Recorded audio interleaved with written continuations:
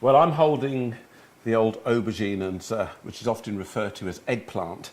But what's interesting is that when you go to a place like Istanbul, it's everywhere. And they do so many different things. That they cook it down in stews, and they kind of introduce it to salads. And I just love the idea that you can get the sweet and the sour taste with it too. And it's generally just char grilled, and then it's just mixed through something. And that's exactly what I'm going to be doing with it. I'm going to do a sweet and sour minted aubergine, or eggplant, if you're from that part of the world. Now, I've already got some, there you go.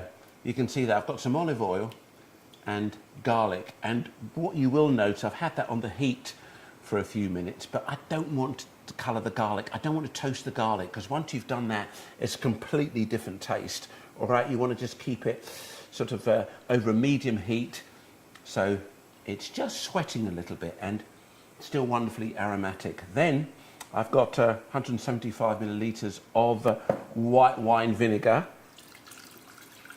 okay, and 4 tablespoons of sugar, hence sweet and sour. That's how you get that combination. You pop that in there too. I'm going to pop that back on the heat and just let that boil. Bring it up to a boil, then I'm going to simmer it for about 7 or 8 minutes, make it wonderfully syrupy. Pull it off the heat, and that's when the mint comes in, because once that cools down a little bit, you hit it with the mint, and then you pour it over your aubergines, which I'm going to prepare right now. Okay, and the aubergine. Do be careful, sometimes if they're very young, they could be quite sort of spiky, these little bits at the end. You can get those little kind of pins that can get into your fingers, so do be careful. And if they're not, and they're a little bit, how would you say, brown marks on them, there are little few indentations, that's just an indication of age. That means it's getting a little bit older. Is you cut that on the angle like that, quite thick slices, you can see there, running the knife through there, okay. And then I'm actually going to cut these in half, because I want to kind of serve it in salad, and I don't want it to be too overpowering. That's just a bit too much. So cut it in half. Or more importantly, if you can get those lovely young aubergines, you know, the ones that are about sort of that big, you just cut them straight in half. Ideal for this. Leave everything on it because they're young, and you can literally eat all of that. Okay. Then into a bowl. And be generous. It is like a bit of a sponge, I have to admit, but be generous with that. Okay, so there's 3 or 4 tablespoons of oil, and it will just soak it up. It is like a sponge, but you're going to cook this out, and more importantly, this is how they traditionally do it. So don't be frightened of that. This is what gives it that wonderful sort of flavour. And then we're going to put that into a hot pan, a char grill pan. Of course, you could use a barbecue, and I often do sort of pop outside and do that because it's quite smoky in the house. But yeah, so what? You're creating a really lovely, lovely dish. All right. A little bit of seasoning. And you know what I love about being in places like Istanbul is that, you know, if everybody seems to sort of be out on the streets, people are just gathering. Sometimes they're there on the bridge, traffic going up and down. Can you imagine crossing Tower Bridge or Westminster Bridge and people are just standing there with their rods in the Thames, just fishing and having a chat with their mate?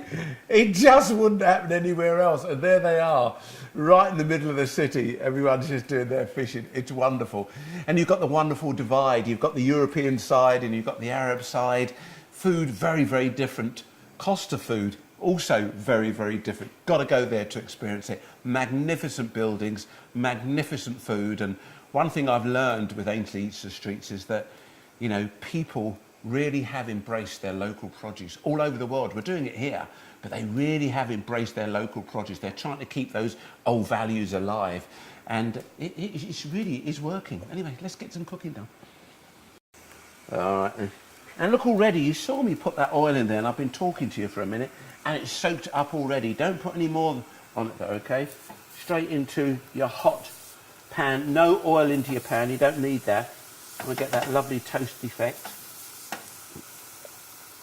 And in with your eggplant.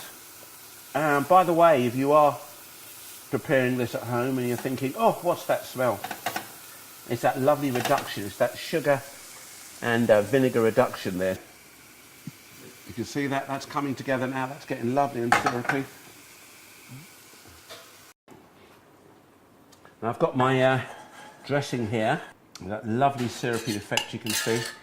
That's really what we're looking for. And then I'm going to finish that off with some nice fresh chopped mint. The mint is so widely used there, and it should be too, because you know, we all sort of associate that part of the world with wonderful sweet mint tea, but it's also included in lots and lots of salads and of course wonderful dressings. So here it is, that's the mint going in there. And you pop the mint in there, that lovely fresh mint, and that really is ready to go. I've got my lovely char-grilled aubergine here, so we're just going to be placing this all the way around, creating a lovely base to our dome of couscous, which I just think is really going to make it come alive quite beautifully.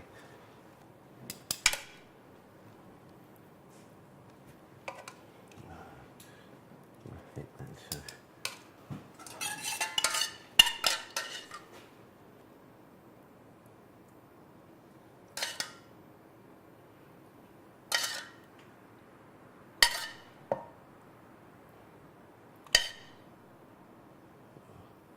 a little bit of fresh mint, and hey presto, we are finito. There we go. Well, you don't need to go all the way to Istanbul to get this, you know. You've got some wonderful layers of grilled aubergine there that have been tenderly brushed with a little bit of oil and salt and pepper. Yeah, but what about that dressing? Well, the dressing consists of, remember I put that sugar and that vinegar went to the reduction with the garlic and a little bit of oil there, and we just finished that off. And we've got that dome there. That very much represents something that you might get to see in the beautiful town of Istanbul. Hey.